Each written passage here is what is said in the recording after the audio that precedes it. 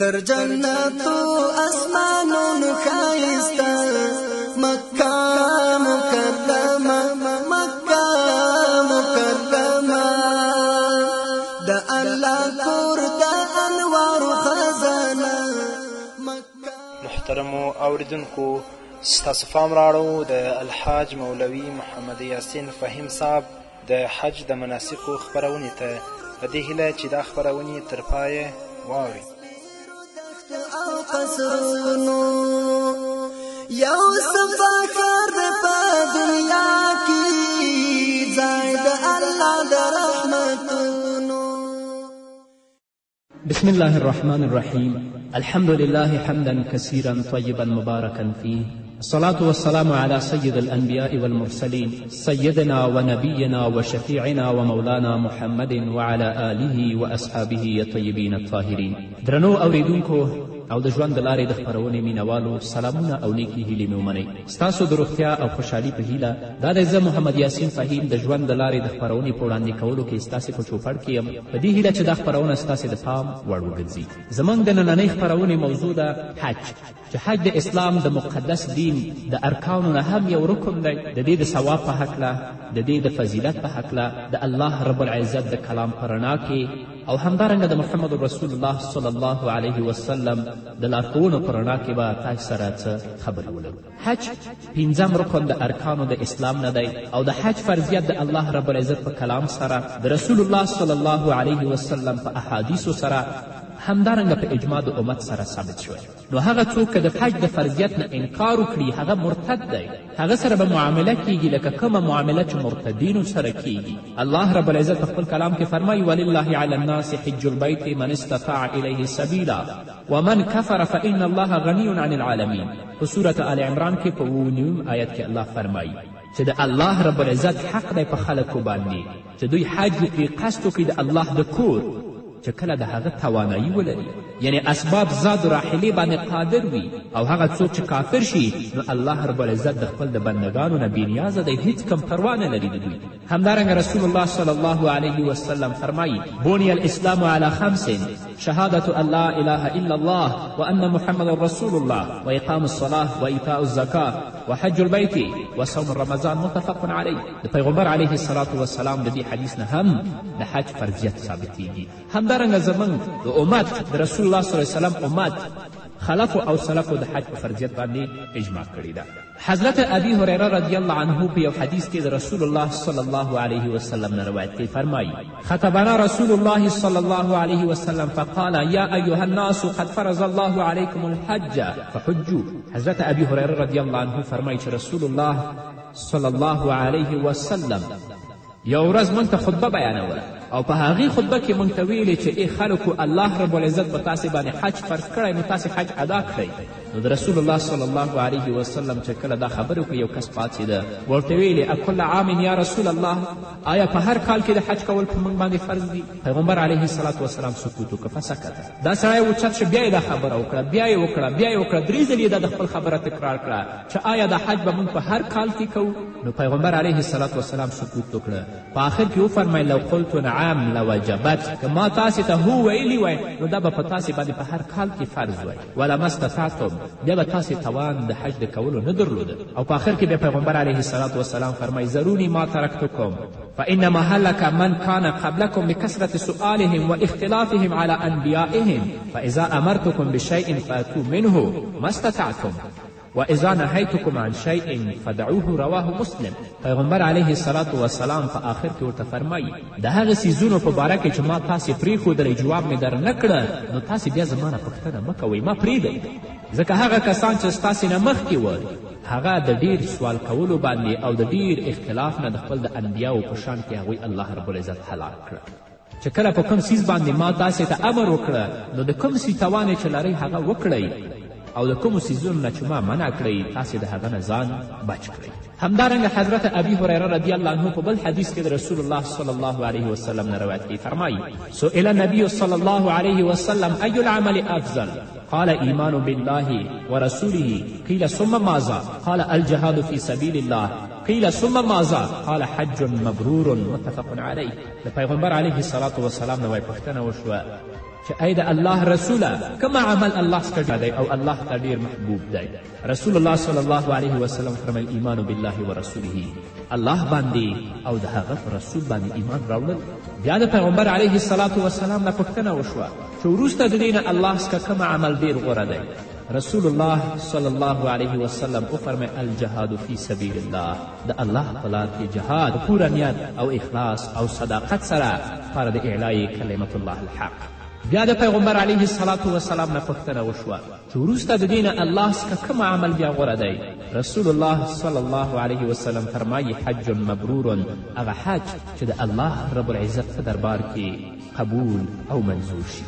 الله رب العزت دې موږ او تاسې ته حج نصیب کړي، خو هغه حج چې په حلالو پیسو باندې او په پاکو پیسو باندې او هلته هم په پوره توګه د الله رب العزت عبادت او د الله رب العزت یاد وکړو او الله سره هلته د الله په کور کې دا وعده وکړو چې تل لپاره به د ستا د اوامرو د ستا د احکامو تابعداري کوو او چې کله وروسته د حج نه بیا راګرځو بیا به خپل رب ته منقاد د خپل رب تابعداري به کوو، د هغه اوامر او احکام به منو او د کومو څیزونو نه چې الله رب العزت نهی فرمایلی د هغه نه به ځان ساتو.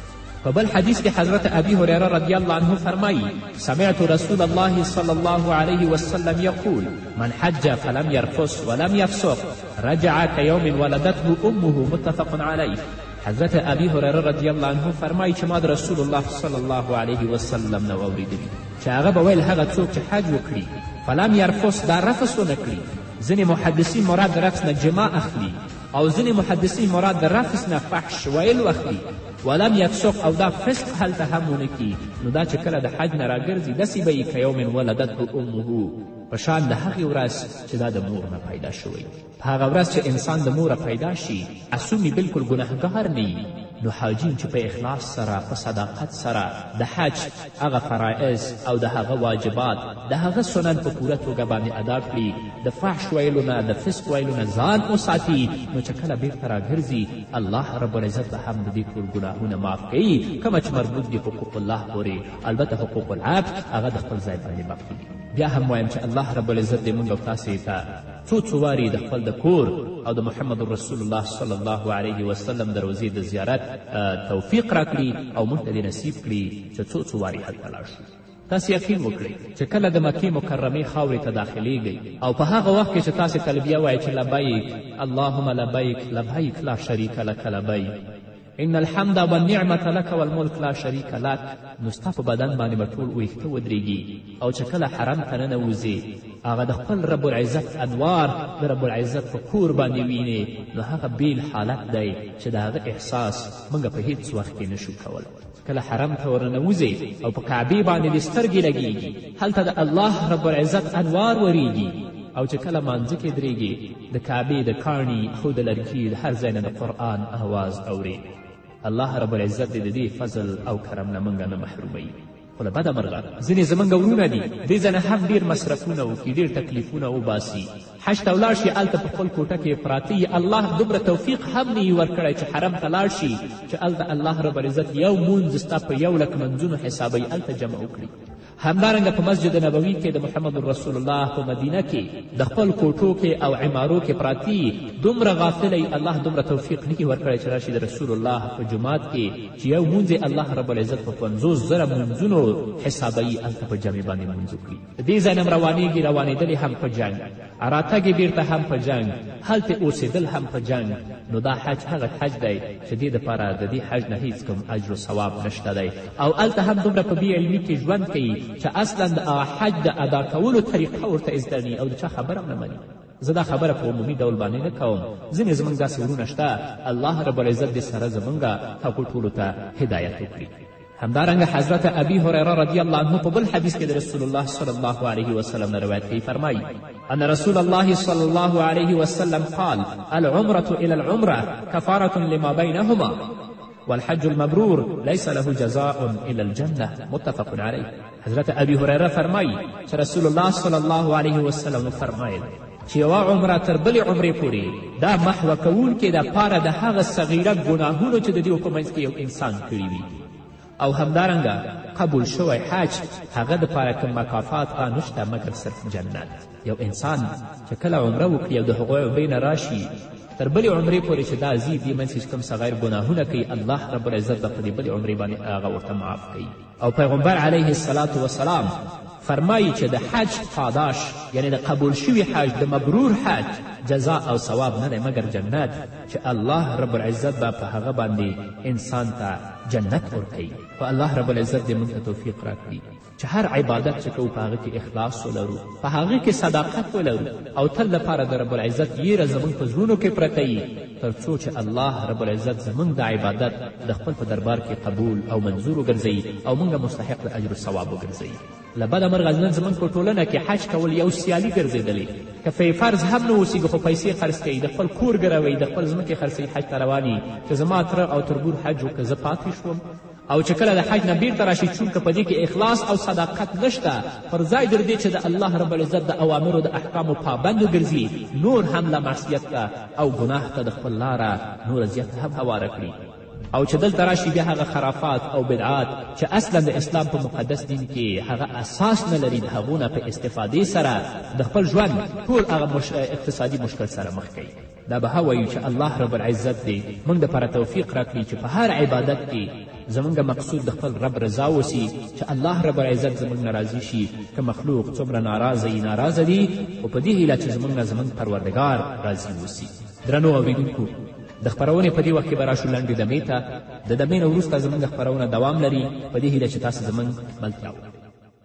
یو سباکار د په دنیا کې ځای د الله د رحمتونو قرآن ستایلی مکه مبارکه مکه مکرمه مکه مکرمه قرآن ستایلی مکه مبارکه مکه مکرمه مکه مکرمه تر جنتو اسمانونو ښایسته مکه مکرمه مکه مکرمه د الله کور د انوارو خزانه مکه مکرمه مکه مکرمه.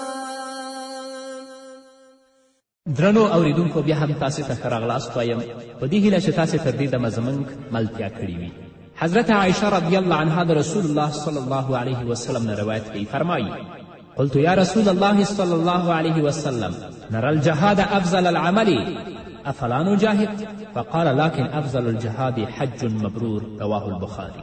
حضرت عایشه رسول الله صلی الله علیه وسلم ته فرمایي چې یا رسول الله موږ جهاد د الله رب العزت په لاره کې بهترین عمل ګڼو، آیا موږ جهاد ونکړو؟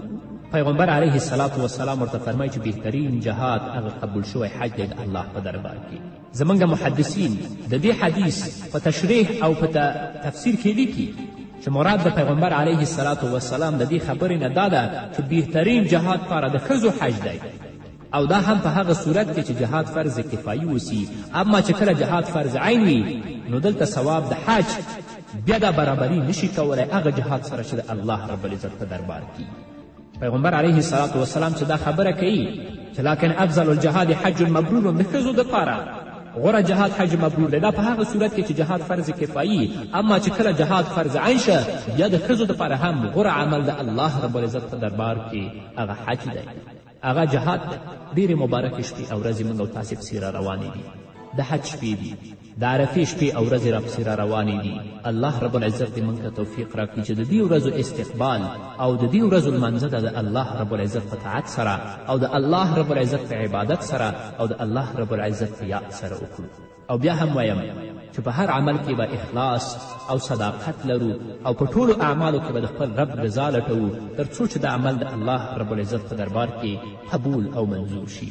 که یو انسان په دنیا کې څومره لوی عمل حسنه عمل وکړي خو په هغه کې د دې مقصود د رب العزت رضا نه وي، اخلاص او تقوه نه لري، د دې مقصود یا سیالي اوسیږي او یا ریا اوسیږي یا خلکو ته ښودل اوسیږي، نو دا عمل پر ځای د دې چې دا جنت ته وصل کړي دا عمل به دا جهنم ته وصل کړي.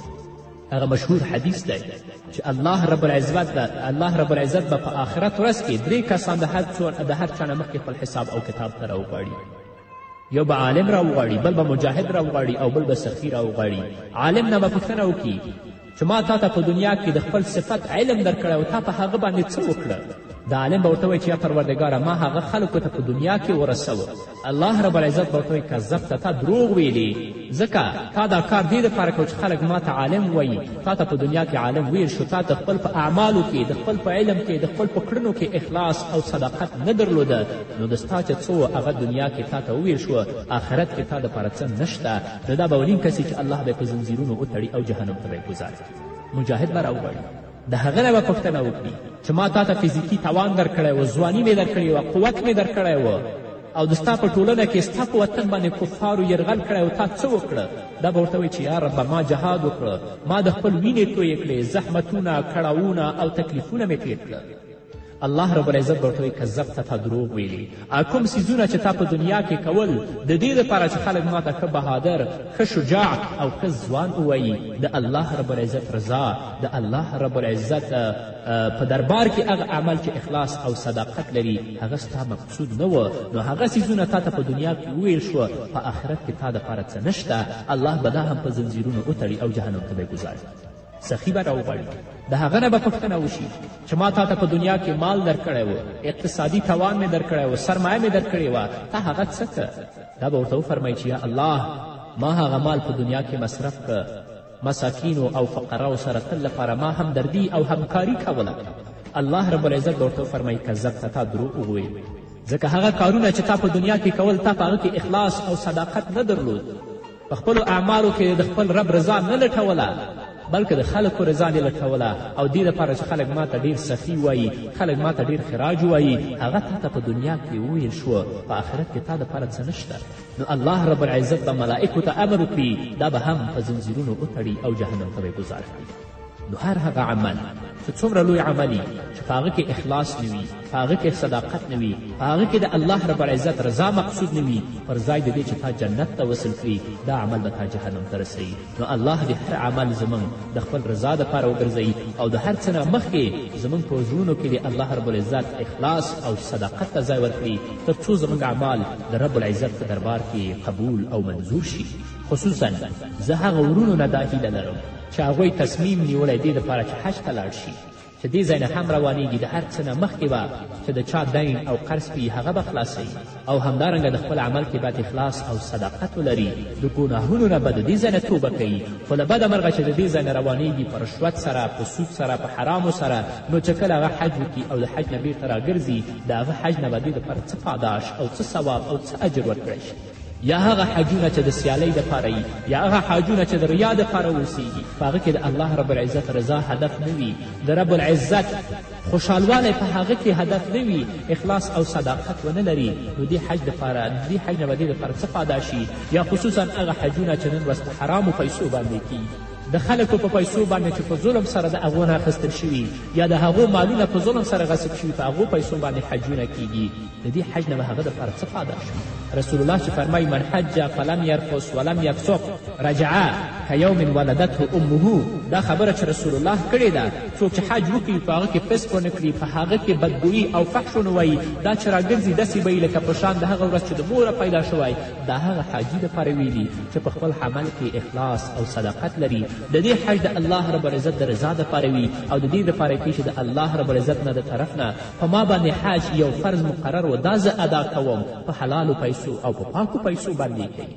هغه کسان چې په خپل اعمالو کې اخلاص او صداقت نه لري، په حرامو پیسو باندې ځي، هغو دپاره د حج نه هیڅ کم پاداش او اجر او ثواب نشته. الله رب العزت دې موږ توفیق راکړي چې په ټولو اعمالو کې د خپل رب رضا ولټوو او د هر څه نه مخکې اخلاص او صداقت ولرو. همدارنګه پیغمبر علیه الصلاة والسلام په بل حدیث کې فرمایي، راوی د حدیث حضرت عبدالله ابن عباس رضی الله عنه دی، ان النبي صلی الله علیه وسلم لقي ركبا بالروحاء فقال من القوم؟ قالوا المسلمون. قالوا من انت؟ قال رسول الله صلی الله علیه وسلم. حضرت عبدالله ابن عباس رضی الله عنه فرمایي چې رسول الله صلی الله علیه وسلم په روحا کې، دا د یو ځای نوم دی، چې تقریبا 30 میله د مدینې منورې نه لرې دی، هلته مخامخ شه. نو پیغمبر علیه الصلاة والسلام ورته وفرمیل چې تاسې د کوم قوم نه یاستئ؟ هغه ویل چې موږ مسلمانان یو. بیا یې پوښتنه وکړه چې ته څوک یې؟ رسول الله ورته ویل چې زه د الله رسول او بنده یم. نو دلته یوې ښځې خپل ماشوم ورته پورته کړ، ورته وفرمیل الهذا الحج، آیا دې ماشوم دپاره حج شته؟ رسول الله صلی الله علیه وسلم ویلې نعم ولکې اجر رواه مسلم، دې دپاره حج دی او الله رب العزت به تا دپاره هم ثواب درکوي. مطلب دا دی چې جمهور علما په دې باندې معتقد دي چې د ماشوم حج چې حد بلوغ ته نه رسېدلی حج منعقد دی، لکن دا حج بینافلي حج وي، فرضي حج په دې باندې دې نه نه ساقطېږي او د دې مور و پلار ته به هم الله رب العزت اجر و ثواب ورکوي. نو د حج شپې او ورځې را روانې دي. الله رب العزت دې موږ ته توفیق راکړي چې په خپل اعمالو کې اخلاص او صداقت ولرو. هر څه چې کوو د خپل رب رضا دپاره به یې کوو. د دې ځای نه چې کله روانېږئ ډېر په اخلاص سره، ډېر په صبر سره او ډېر په حوصلې سره، چې هلته ژوند کوئ ډېر په صبر او حوصلې سره، هغه ژوند ځان ته په مکه او مدینه کې غنیمت وګڼئ.